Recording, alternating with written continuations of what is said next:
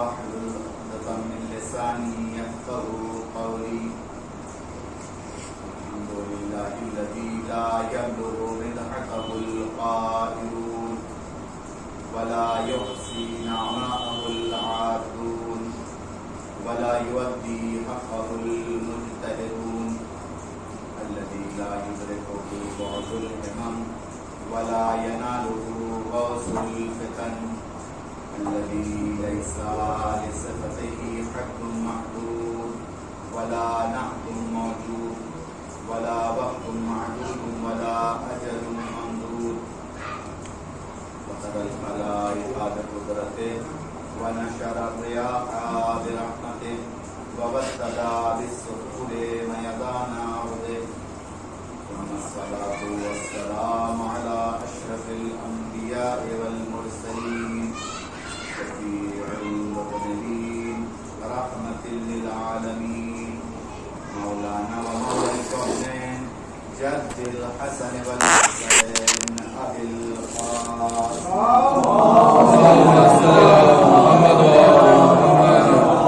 محمد وآله الطيبين الطاهرين المعصومين المظلومين الذين أذهب الله عنهم الرجس وطهرهم تطهيرا. اللهم صل على محمد وعلى محمد. أما بعد فقد قال الله الحكيم في كتابه الكريم وقوله الحق. بسم الله الرحمن الرحيم. وما خلقت الجن والإنس إلا ليعبدون.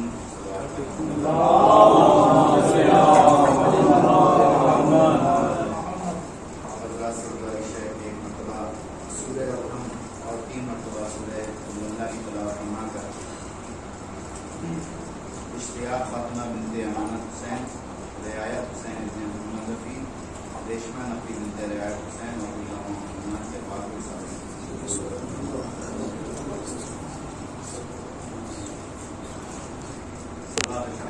اللهم صل على محمد وعلى محمد.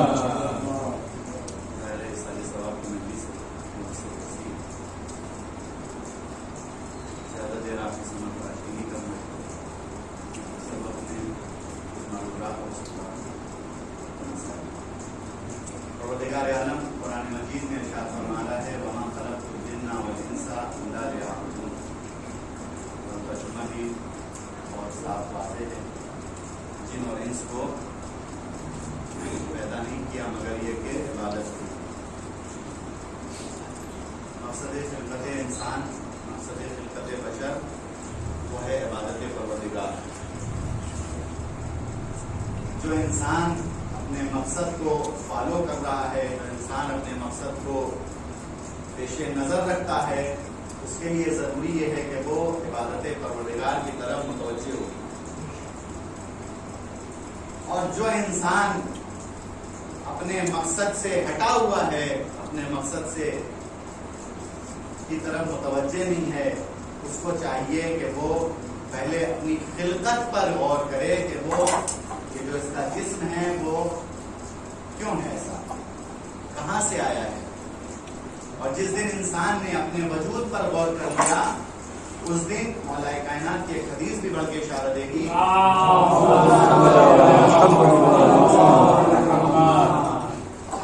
کہ جس انسان نے اپنے آپ کو پہچان لیا گویا اس نے پروردگار کو پہچان لیا. یہ اسی وجہ سے ہے کہ جس انسان نے اپنے وجود پہ غور کر لیا گویا وہ پروردگار عالم کی معرفت تک پہنچ گیا. اور یہی وجہ ہے کہ نہج البلاغہ کے پہلے خطبے میں مولا متقیان غالب الغالب حضرت علی ابن ابی طالب جب خلقت کائنات کا ذکر کرتے ہیں تو وہاں پر کہتے ہیں اول الدین معرفتو، کہ دین کی ابتدا عبادت پروردگار نہیں ہے.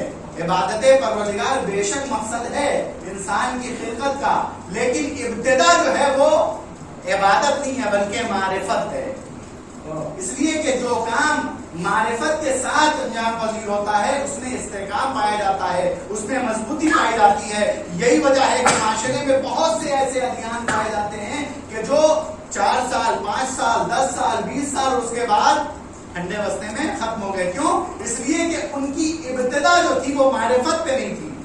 उन्होंने इंसान के वजूद को नहीं देखा, इंसान के वजूद के तकाजों को मुनज़्ज़ह खातिर नहीं रखा, यही वजह है। लेकिन जब इस्लाम आया, इस्लाम ने इंसान को इबादत परवरदिगार की तरफ मुतवज्जे करते हुए कहा, ऐ इंसान देख तू अशरफे मखलूकात है, कायनात में जितने भी तबके हैं, जितने भी वजूद हैं, जमादात हैं, नबातात हैं, हैवानात हैं, और उसके बाद जो सबसे ऊपर तबका रखा है उसको हजरत बशर, हजरत इंसान का रुतबा रख के देखा। और परवरदिगार ने कहा लक़द ख़लक़नल इंसाना फ़ी अहसनि तक़वीम, कि देखो हमने इंसान को अफ़ज़ल बशर करार दिया है, अफ़ज़ल कायनात करार दिया है। अब जो इंसान अपने आप को इंसान कहलाना चाहता है उसे चाहिए कि नबातात को भी कुचले, हैवानात को भी कुचले, नबातात के साथ जमादात को भी कुचले, और उसके बाद उस मंजिल पे आए जहाँ पे फख्र के साथ कहे कि हम परवरदिगार के मकसद को फॉलो करने वाले हैं। एक सलवात पढ़े।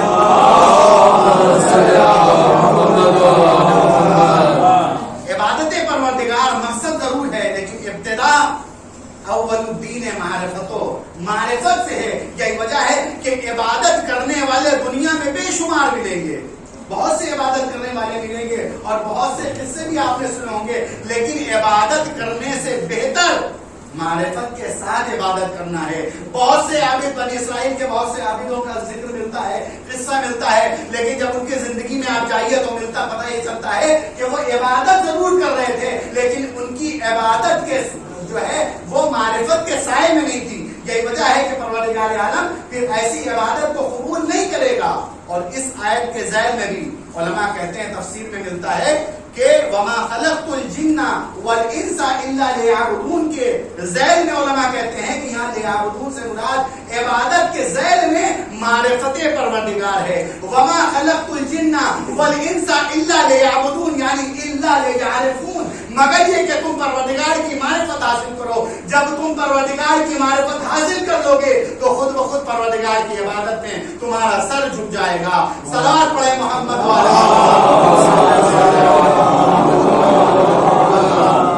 इबादत परवरदिगार मकसद है, लेकिन इब्तिदा जो है वो मारिफत से होना चाहिए। शेख कुलैनी जिनकी किताब उसूले काफी है, जब उस उसूले काफी की जब इब्तिदा होती है अबवाब की, तो जब सबसे पहला बाब वो कायम करते हैं वो क्या है? किताबुल अक्ल वल जहल।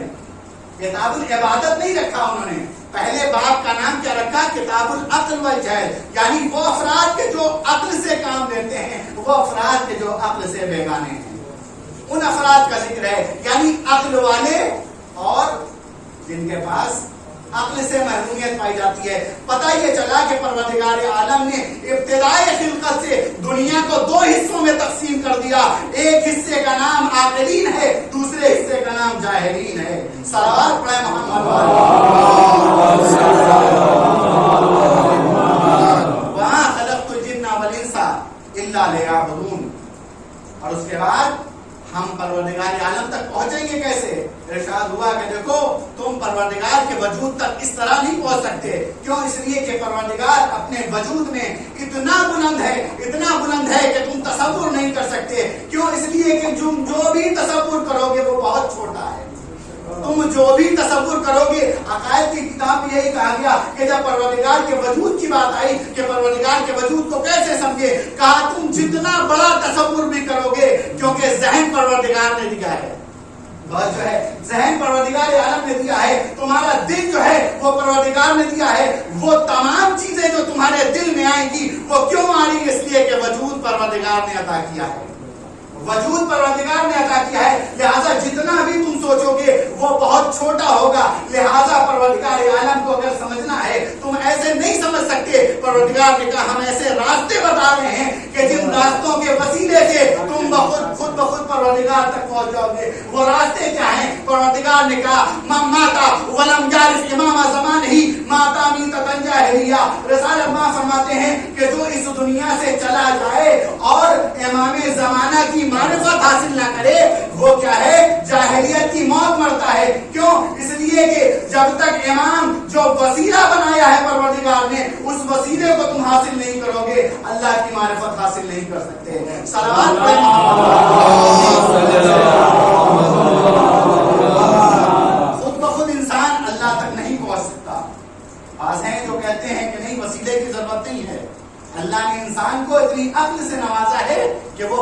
پروردگار تک پہنچ سکتا ہے. تو آخر میں کیا ہوتا ہے؟ وہ غلط راستے سے وہ اللہ تک پہنچنا چاہتے ہیں. وہ حشر آپ کے سامنے ہے. کیا ہو رہا ہے, کیسے ہو رہا ہے؟ اہل بیت کے در کو چھوڑو گے تو تم کو کسی نہ کسی در پہ جانا پڑے گا, اور جس در پہ جاؤ گے ظاہر سی بات ہے جب سیدھے راستے پہ نہیں جاؤ گے تو کسی ٹیڑھے راستے پہ جاؤ گے, اور ہر وقت تمہیں ایک خدشہ رہے گا کہ کاش ہم ادھر چلے گئے ہوتے تو بار بار کسی اور در پہ جانے کی ضرورت نہ پڑتی. ایک راستے پہ چلو, وحدت کے راستے پہ, اہل بیت کے راستے پہ چلو گے تو تمہیں ہر سوال کا جواب نظر آئے گا. صلوات ارشاد فرمائیں. اللہ نے راستے معین فرمائے ہیں, جب ان راستوں کے ساتھ تم پروردگار تک پہنچنا چاہو گے تو پہنچ جاؤ گے, لیکن اگر وسیلے کے بغیر تم کسی اور راستے کے ذریعے اللہ تک پہنچنا چاہو گے تو نہیں پہنچ پاؤ گے. یہی وجہ ہے کہ ایک عالم دین, ایک واقعہ ہے, تہران کے عالم دین ہیں جو نماز پڑھاتے ہیں, امام جماعت ہیں. وہاں پر تہران میں نجف سے علامہ کی جو کتاب الغدیر کے مؤلف ہیں, بہت بڑی کتاب جنہوں نے کتاب لکھی, اس کتاب میں انہوں نے غدیر, واقعہ غدیر کو متعدد دلائل کے ذریعے ثابت کیا ہے. بے شمار حدیثیں ہیں اس میں. جب وہ پہنچے ہیں تہران سے, نجف سے تہران, تو وہ کہتے ہیں کہ میں بھی ان سے ملنے کے لیے گیا. اتنے بڑے عالم دین. بہرحال آج کل کتابوں کا وہ دور تو نہیں ہے کہ جو اس زمانے میں ہوا کرتا تھا. اس زمانے میں کتاب یعنی انسان کا عقیدہ. جو انسان جو کتاب لکھ رہا ہے وہ اس نے اپنے اپنے عقیدے کو اڈیل دیا. وہ پہنچے ان سے ملنے کے لیے, بہت سے افراد پہنچے, اور پہنچنے کے بعد انہوں نے مسافر کیا. مسافر کرنے کے بعد انہوں نے کہا حضور اگر آپ ہماری نحیف سی دعوت پہ لبیک کہیں تو ہم آپ کو آج اپنے غریب خانے پہ دعوت پہ بلانا چاہتے ہیں. انہوں نے کہا حاضر ہیں. پہنچے. جب یہ پہنچے وہاں پر تو دیکھا کہ وہاں کے اور دیگر معزز افراد بھی ان کے اعزاز میں تشریف فرماتے ہیں. سب نے ان کا استقبال کیا, اور اس کے بعد کھانا ہوا. کھانے کے بعد سب کو انعامات سے نوازا گیا کہ یہ افراد جو ہیں وہ وہاں کے خدمت گزار ہیں. سب کو اعزاز سے نوازا گیا. جب محفل ختم ہو گئی, کھانا ہو گیا, ساری چیزیں ہو گئی, تو علامہ امینی سے کہا, ان جو نماز جماعت پڑھاتے ہیں, جنہوں نے کہا حضور کتنا اچھا ہوتا ہے یہاں پر دیگر افراد بھی معزز افراد موجود ہیں, آپ کوئی ایسی بات ہمیں, کوئی ایسی نصیحت کریں, کوئی ایسی بات بتائیں کہ جو ہم سب کے لیے فائدے مند ہو. تو انہوں نے کہا کہ ایک مرتبہ کتابوں کے مطالعے کے سلسلے میں میرا جانا شہر حلب ہوا. حلب جو ہے سیریا, شام میں ایک شہر کا نام. وہاں کوئی لائبریری تھی, وہاں جانا ہوا ان کا. تو وہاں کا قصہ بیان کرتے ہیں کہ میں وہاں پہ گیا, اور جب میں لائبریری میں پہنچا تو میں نے بہت ساری کتابیں پڑھی. تو اس لائبریری میں بہت سے افراد تھے. ان میں سے ایک اہل سنت تھے کہ جو تاجر تھے, تجارت کرتے تھے. ان سے دو چار ملاقاتیں ہوئی تو ان کو یہ لگ گیا کہ یہ انسان جو ہے منصف مزاج ہے اور حق پسند ہے. جو بات کہو تو ایکسپٹ کرتا ہے. بعض لوگ حجتی کرتے ہیں لیکن یہ ویسا نہیں ہے. ان کو بہت اچھا لگا, کہا یہ موقع غنیمت ہے, اس سے دوستی کی جائے. انہوں نے اس سے دوستی کی, اور اس کے بعد دو چار ملاقاتوں میں جب اس کو بھی یہ لگ گیا کہ یہ بھی منصف مزاج ہیں اور ہم بات کو تسلیم کرتے ہیں, تو انہوں نے پھر ان کی دعوت کی. بہت دلچسپ واقعہ ہے. علامہ امینی کی دعوت ہوئی شہر حلب میں, شام میں ایک شہر. وہاں جب دعوت ہوئی, ایک دعوت پہ پہنچے, ان کا استقبال ہوا. جب وہاں پہنچے تو بے شمار علماء, مساجد کے امام, یونیورسٹی کے پروفیسر اور دوسرے افراد موجود تھے. اور اسی کے ساتھ ساتھ جب وہاں پہنچے تو دیکھا صدر محفل میں ایک قاضی القضات موجود ہے. اس زمانے کا جو سب سے بڑا چیف جسٹس وہ موجود ہے. بہرحال انہوں نے اس کا احترام کیا, اور اس کے بعد اس کو بالکل صدر محفل میں جا کے آپ کو بیٹھا دیا گیا. آپ وہاں پہنچے. پہنچنے کے بعد ساری باتیں ہوئی. ہونے کے بعد قاضی القضات نے آپ کی طرف اشارہ کر کے کہا حضور آپ نے کیا یہ شیعہ لگا رکھا ہے, شیعہ مذہب اچھا ہے اور حق پر ہے اور ایسا ہے ویسا ہے. انہوں نے کچھ نہیں کہا. کہا یہ بتائیے کہ کیا آپ اس حدیث کو تسلیم کرتے ہیں, من ماتا ولم یعرف امام زمانہ ماتا میتۃ جاہلیہ. دیکھیے یہ اہل بیت کے در کا گداگر ہے. یہ عالم جو تھا اہل بیت کے گھر کا گداگر تھا. اس نے کوئی بات نہیں کی, صرف ایک حدیث نقل کی کہ جو حدیث اہل سنت بھی تسلیم کرتے ہیں. ابھی میں دیکھ رہا تھا بہت سی کتابوں میں مختلف الفاظ بدل گئے ہیں، کسی میں لغیر امام ہے، کسی میں دوسرے الفاظ کے ساتھ آیا ہے، لیکن سب نے اس حدیث کو نقل کیا اور مانتے ہیں۔ انہوں نے کہا کیا آپ اس حدیث کو قبول کرتے ہیں؟ کہا کون سی حدیث؟ کہا قال رسول اللہ صلی اللہ علیہ وآلہ وسلم من ماتا ولم یعرف امام زمانہ ماتا میتۃ جاہلیہ، کہ جو شخص مر جائے اور اپنے زمانے کے امام کی معرفت نہ حاصل کر پائے، نہ پہچان پائے اور اس دنیا سے چلا جائے تو اس کی موت جو ہے وہ جاہلیت کی موت ہوتی ہے۔ کہا ہاں یہ حدیث کو قبول کرتے ہیں، اور یہ حدیث تو صحیح حدیث ہے۔ بہرحال اب صحیح کا کیا معیار ہے وہ آپ بہتر جانتے ہیں، ان کا صحیح کا معیار یہ ہے کہ جو حدیث بھی ان کتابوں میں صحیح ستہ جو کہتے ہیں، ان کتابوں میں جو حدیث آ گئی وہ گویا قرآن مجید کے بعد سب سے اہم ترین درجے کی حامل ہوتی ہے۔ تو کہا یہ صحیح حدیث ہے، کہا بہت اچھی بات ہے۔ اگر آپ اس بات کو مانتے ہیں کہ جو شخص اپنے زمانے کے امام کی معرفت کے بغیر اس دنیا سے چلا جائے تو وہ کیا ہے؟ جاہلیت کی موت مرتا ہے۔ کہاں یہ قبول ہے، یہ صحیح حدیث ہے۔ کہا اچھا یہ بتائیے جناب فاطمہ زہرا صلوات اللہ علیہا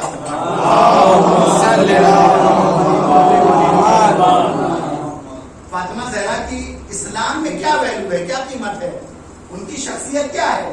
کہا ان کی شخصیت کے کیا کہنے، ان کی شخصیت کا تو قرآن قصیدہ پڑھتا ہے، سورہ آئے حل عطا ہے، انما ہے، اور سورہ تطہیر ہے جو آپ کی شان میں نازل ہوئی ہے، عصمت کے احسان میں جناب فاطمہ زہرا کی ذات ہے۔ جب آپ نے یہ قبول لیا تو کہا اچھا پھر آپ یہ بات بتا دیجئے کہ جناب فاطمہ زہرا صلوات اللہ علیہا اپنی زندگی میں کچھ خلفاء سے کیوں ناراض تھی اور اسی ناراضگی کی حالت میں دنیا سے کیوں چلی گئی؟ لیکن یہ سوال بہت بڑا معمہ ہے تاریخ اسلام کا، یہ سوال کوئی معمولی سوال نہیں ہے، اور اسی ایک سوال کے اوپر پوری تاریخ ٹکی ہوئی ہے۔ ہمارا یہ وہ سوال ہے کہ جو آج تک اس کا جواب، اور اگر کوئی جواب کے پیچھے جائے گا تو آخر میں وہ سر تسلیم کرے گا اور اس کے بعد مذہب شیعہ کو تسلیم کر لے گا۔ انہوں نے سوال کیا، وہ جو قاضی القضات تھا، چیف جسٹس تھا، وہ دنگ رہ گیا، حیرت میں آ گیا کہ یہ کہاں سے آ گیا، اور جب دیکھا کہ کسی کے پاس جواب نہیں تو اس نے کہا حضور یہ سوال ہماری محفل کے خلاف ہے، چونکہ ہماری جو بحث تھی، جو گفتگو آپ نے کی تھی، حدیث منمات تھی کہ جو شخص اپنے زمانے کی امام کی معرفت کے بغیر چلا جائے وہ کیا ہے؟ جاہلیت کی موت مرتا ہے، اور خلفاء سے اس کا کیا تعلق ہے؟ تو انہوں نے کہا کہ نہیں، بہت گہرا تعلق پایا جاتا ہے۔ دو سوال قائم کیے، کہا یہ بتائیے کہ کیا جناب فاطمہ زہرا کا کوئی امام تھا یا بغیر امام کے اس دنیا سے چلی گئی؟ بہت گہرا سوال۔ کیا جناب فاطمہ زہرا کا کوئی امام تھا یا بغیر امام کے اس دنیا سے چلے گئی؟ اور اس کے بعد دوسرا سوال یہ تھا کہ یہ جو خلفاء تھے، جو جن کو امام بعض لوگ مانتے ہیں، کہتے ہیں خلیفہ یعنی امام، ان سے جناب فاطمہ زہرا ناراض ہوئی اور اسی ناراضگی کی حالت میں اس دنیا سے چلی گئی۔ تو اب یہ سوال کو جب آپ ڈیپ میں جائیں گے تو سب نتیجہ سامنے ہے۔ سب سے پہلی بات یہ ہے کہ جناب فاطمہ زہرا کا امام کون تھا؟ امام جناب فاطمہ زہرا کا کون تھا؟ اگر بالفرض بعض لوگوں کے مطابق مان لیں کہ وہ خلفاء کہ جو برسر اقتدار تھے، تھوڑی دیر کے لیے مان لیے وہ تھے، تو دوسرا سوال یہ آتا ہے پھر آپ ان سے ناراض کیوں تھی؟ اگر وہ تھے تو پھر ناراض کیوں تھی؟ ایک سوال۔ دوسری بات یہ کہ چلیے وہ خلفاء تھے تو جناب فاطمہ زہرا کے اوپر آتا ہے کہ ایسے افراد کو کہ جنہوں نے جناب فاطمہ زہرا کا باقی فدا چھینا، ایسے افراد کے جو دین کی پابندی نہیں کرتے تھے، ایسے افراد کو جناب فاطمہ زہرا امام مان سکتے، اور اگر نہیں تھے تو پھر جناب فاطمہ زہرا کی شخصیت اتنی بالا شخصیت تھی تو پھر جناب فاطمہ زہرا کا امام کون تھا؟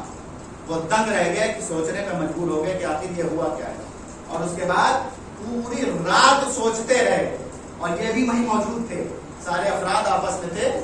جب وہ پوری رات سوچ کے تھک گئے، صبح ہوتے ہی انہوں نے سب نے سر تسلیم کو خم کیا اور اس کے بعد کہا کہ ہم اس نتیجے پہ پہنچے ہیں کہ جناب فاطمہ زہرا کا بے شک امام موجود تھا، اور وہ امام کوئی اور نہیں ہے، مولا متقیان غالب کل غالب حضرت علی ابن ابی طالب علیہ السلام۔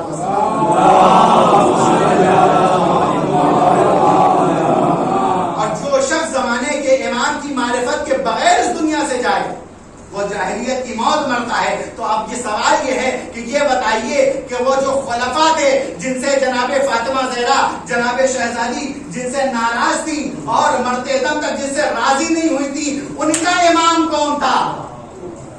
جن سے شہزادی راضی نہیں تھی ان کا امام کون تھا؟ ظاہر سی بات ہے پورا سرچ کرنے کے بعد اسی نتیجے پہ پہنچیں گے کہ ان کا امام بھی علی تھا. اور جب علی امام تھے تو ان کی معرفت کے بغیر جو اس دنیا سے جائے ان کی خلافت تو دور کی بات ہے, ان کا ایمان ہی خطرے میں پڑ رہا ہے. صلوات پڑھے محمد.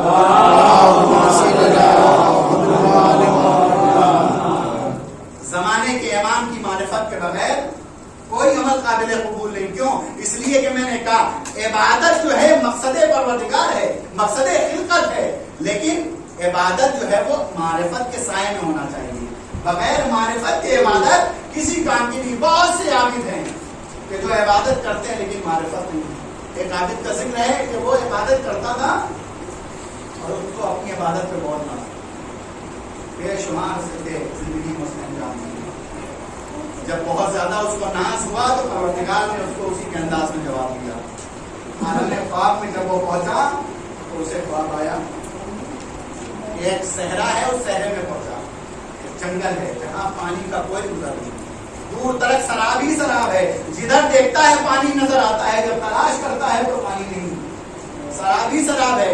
وہ پہنچتا ہے, جب پیاس سے جانب ہو گیا تو اسے خواب میں ایک وجود دکھائی دیا. پتا ہے کون ہے یہ وجود؟ یہ وہی وجود ہے جو ہر جگہ پہنچ جاتا ہے, ہر جگہ پہنچ جاتا ہے, اور جہاں جیسی ضرورت ہوتی ہے ایڈجسٹ بھی ہو جاتا ہے. عابدوں کے درمیان عابد کے بیس میں جہاں جیسی ضرورت ہوئی ایڈجسٹ ہو گیا, پہنچا, اور اس کے بعد اس کے پاس پانی موجود تھا. کہاں پہ؟ لگتا ہے تم پیاسے ہو, کہاں پیاس لگی ہے, چلو پانی موجود ہے. انہوں نے اٹھایا, پانی پینا شروع کر دیا. جب تھوڑا سا پانی پی لیا, کہا ایک شرط ہے پانی دے رہے ہیں, کہا بتاؤ بتاؤ جلدی بتاؤ. کہا آدھی عبادت ہمیں چاہیے تمہاری, اب مرتا کیا نہ کرتا. انہوں نے آدھی عبادت دے دی, کہا جان بچا لیں گے دوبارہ کرنے کی بات. اور اس کے بعد جتنا پانی ان سے ان کی پیاس کی انہوں نے بجھا لی. اس کے بعد یہ خواب ان کا پھر کنٹینیو, تھوڑی دیر کے بعد پھر پیاس لگی. اب جب پیاس لگی پھر حاضر ہو گئے, کہا ابھی اور پیاس تمہیں لگی ہے, کہاں پیاس لگی ہے. کہا لیکن یہ بتاؤ اس بار تمہاری شرط کیا ہے؟ اس لیے کہ ایک مرتبہ آدھی عبادت جا چکی ہے, دوسری عبادت کے لیے ختم ہو گئے کہ ایسا نہ ہو کہیں کہتے دوسری عبادت دے دو. اس نے کہا جو تم سوچ رہے ہو مجھے وہی چاہیے, اس کے علاوہ کچھ نہیں چاہیے. اس کا مطلب یہ ہے کہ یہ جو حضرت ہیں یہ سوچتے بھی ہیں, سمجھتے بھی ہیں, اور ہم جو سوچ رہے ہیں اسی حساب سے کام کرتے ہیں. ہاں وہ جو تم سوچ رہے ہو وہی چاہیے, کہانی بھی نہیں ہو سکتا. بڑی اہمیت ہے ان عبادتوں کی, بہت زیادہ ہم نے سجدے کیے ہیں, ایک عمر گزاری ہے سجدے میں, عبادت میں. اتنی آسانی سے تھوڑی دے دیں گے, تمہاری مرضی, چلے گئے. زیادہ پیاس لگی, پھر بلایا, کہا اچھا تھوڑا سا پانی دے دو, کہا عبادت دینا پڑے گی, کہا چلو تھوڑی سی اور دے دو. ان کی 70% عبادت چلی گئی, 75% چلی گئی, یہاں تک کہ 95% عبادت چلی گئی. اس نے کہا تھوڑی سی تو رہنے دو, کم سے کم اور کر لیں گے. وہ پیاس بڑھتی گئی اور ان کے پانی کی طرف بڑھتی گئی, یہاں تک کہ ان کی ساری عبادت چلی گئی. اب عالم خواب میں پروردگار نے ان کے زمین کو جھنجھوڑا کہ شخص اے عابد, کیا تمہاری عبادت کی اتنی سی قیمت تھی جس کے اوپر تم ناز کرتے تھے, صرف اتنی سی قیمت تھی کہ تم نے اس پانی کے عوض اپنی پوری زندگی کی عبادت ٹرانسفر کر دی, ادھر دے دی. تب یہ متوجہ ہوئے, اور اس کے بعد کا پروردگار پیاس کا غلبہ تھا, کہا وہ سب چیز تھی لیکن کبھی بھی اپنی عبادت پہ بے جا ناز مت کرنا. لیکن ناز کسے کہتے ہیں؟ ناز جو ہوتا ہے انسان کو سب کو اچھا لگتا ہے کہ ہاں بھائی ہم نے عبادت کی ہے, پروردگار نے ہم کو صحت دی تھی اور اچھی چیز میں ہماری صحت یوز ہوئی, یہ اچھی چیز ہے.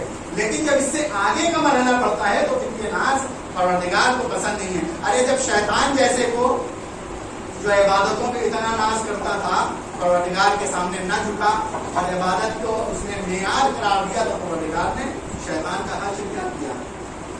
شیطان سے زیادہ تو کوئی عبادت نہیں کر سکتا. اللہ نے اس کا انجام ہماری آنکھوں کے سامنے رکھ دیا کہ دیکھو اگر عبادت بغیر معرفت کے ہوگی تو شیطان جیسی عبادت ہوگی. صلوات میں محمد والے محمد وآل محمد. عبادت ضروری ہے لیکن معرفت کے ساتھ ہونا چاہیے. اور اگر معرفت کے ساتھ عبادت نہیں ہے تو بے شمار آپ کو جو ہے اس سے ملیں گے کہ ساری عبادتیں جو ہیں وہ بغیر معرفت کے تھیں. اور یہی وجہ ہے کہ جب عابد اور عالم میں فرق بیان کیا گیا کہ عابد افضل ہے یا عالم افضل ہے تو میدان العلماء افضل من سماعت محمد.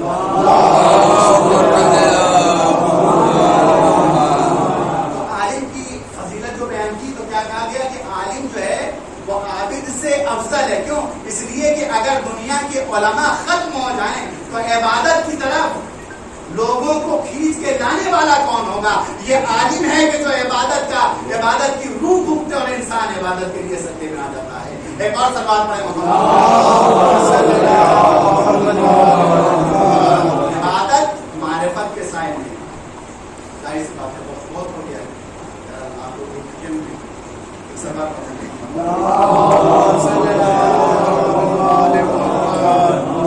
عبادت اس طرح سے